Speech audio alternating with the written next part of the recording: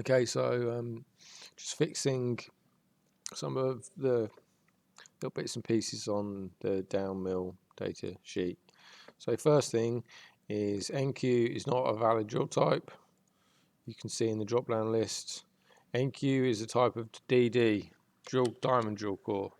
Diamond is not a valid drill type, so it's DD. The date is meant to be in the format of DD /MM /year. So it should be 10/02/1988. The reason why these things are important is because if they are not done correctly, then the database is going to kick them out. So 13th second 1988 14th.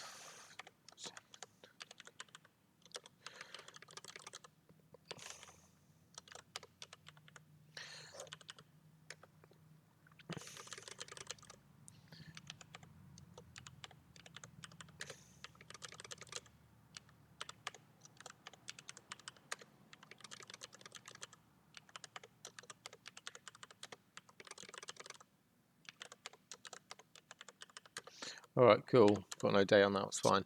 Okay, on for end of hole lith, may or may not have said this, but basically we only want just a single rock type. We don't need the whole description. We just want a single word, basically. All right, cool. So I just went in through and just put in the primary rocks. If it's a rock where they've said it's a something rock, but they haven't actually said what it is, we can just say it's undifferentiated rock. So igneous rock and feldspar, igneous undifferentiated rock, fine grained volcanic undifferentiated rock. So that's fine. So we've sorted out the drill codes, we've sorted out the dates, we've sorted out the end of hole lists. That's all fine. But let's go over here, look at the coordinate system. So got Eastings, 390, 390, some weird grid, but that's good that you've got the Charlie grid in there, but these don't need to have, can't have Eastings or Northings in there, as in the letter N or E cannot be in there. This is a field which is a numerical field, so we can't have that. Cool. All right, so that's good. Dips and azimuths all look good. This will be -50. Sometimes a company will state that the hole has a dip of 50, but drill holes generally, it's if this is the surface, you'll measure that angle going down, so that would be 45 degrees. So the sort of standard way of doing it is saying that's -45. Some companies will just say it's 45, but if you don't have that polarity set as what's negative and what's positive, then when you come to plot the hole, some of the holes are going to go up into the air. So if it's underground drilling, you could have a 50, but if it's a hole that's been drilled from the surface, then if it says 50, we're going to say it means -50, just to be consistent. Azimuths all look fine, so that's all good on that sheet. DH surveys all look fine. Surface samples.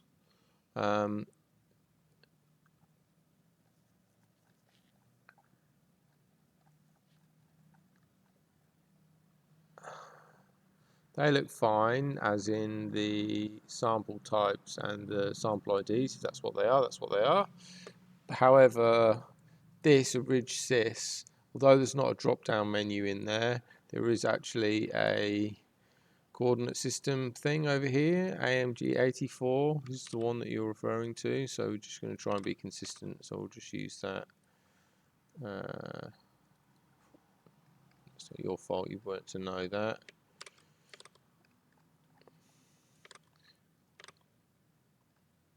Actually, what did that say? AMG 19. See, AGD 194. I think you mean 1984. That's okay, cool. Then we've got Rosemount Grid, Green Hills, and then Spiral Traverse, Charlie Grid. Okay, so we want to make the names of these consistent on both sheets. So if it's, well, because we'll use those as a lookup. I'll come back to that in a minute. But these, again, the Eastings and Northings, we have to get rid of that E and that N. Replace all, and we'll place all the N's in the Northing column, place all of those. Now we'll scroll down, and now we've got Northings in the Easting column and Eastings in the Northings column. So we'll need to flip those around.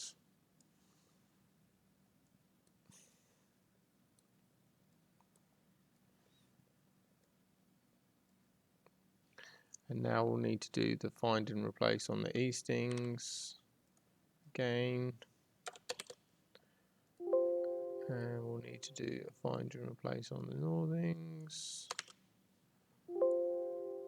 Cool. All right, now you've got a 0 and a 0. That doesn't really make sense to have zeros there. Also, that one has got one more digit than the rest. That doesn't make sense. That one looks like it's got one more digit than the rest. Start at the top here.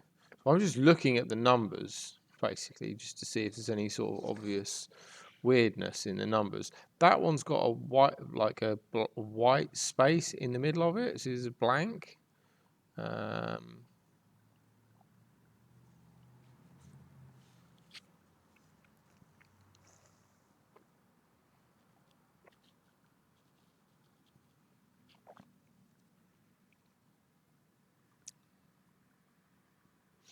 That one says 500. Doesn't seem. All the others are like 7,000, 6,000, 5,000. So to have one that's 500 doesn't seem right. And again, the 0 and an extra digit, that wouldn't be right. They may not be right because they don't seem to be in the right sort of scale of things, right? So they're all a bit strange. We'll go a bit further. Oh, that's a lot.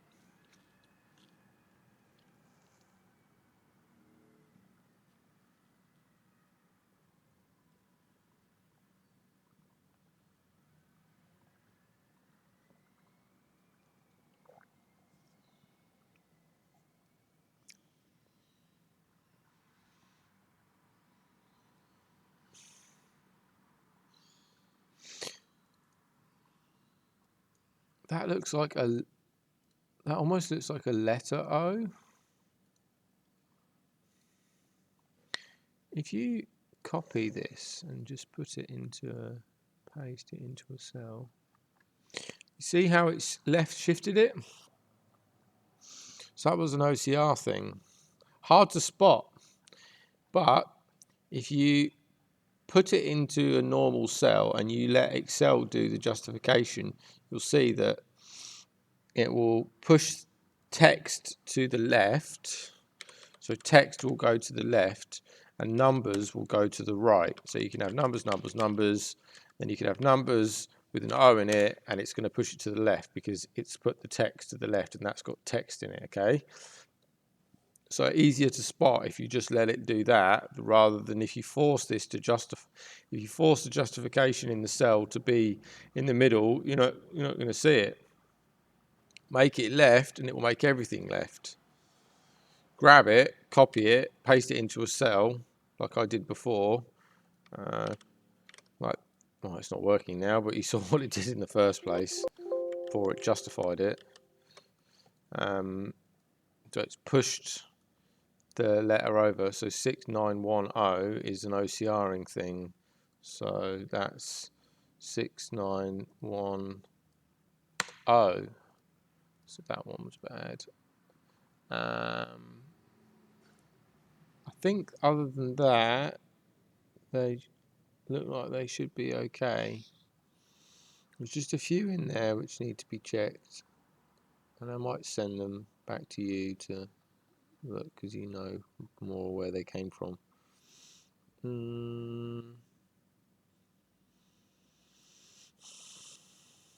Alright, cool. DH samples. We'll need to cross-validate that the hole IDs match the hole IDs on the other sheet if you didn't already do it, and the hole IDs on this sheet match that sheet. I'll get it into the new template and then I'll do that. But they all look fine. For surface samples, I think there's quite a lot of assay results. Yeah, so I haven't looked at the assay results, but I'll do that as a separate kind of validation check just to make sure that there's no weirdness in there. Not recorded. We're going to make those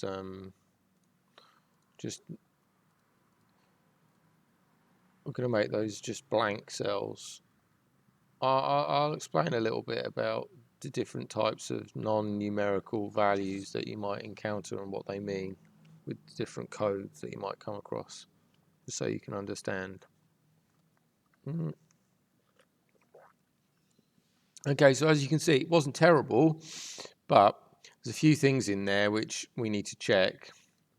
There's a few things which were just sort of consistency things, right?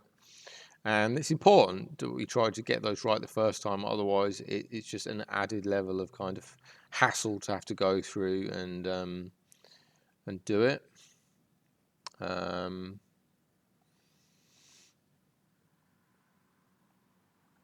So, and you know, it's a learning curve, so it's all good. So no stress. As long as we're not making the same mistakes over and over again, then it's no problem. No problem. All right, I'll stop this now and I'll upload it.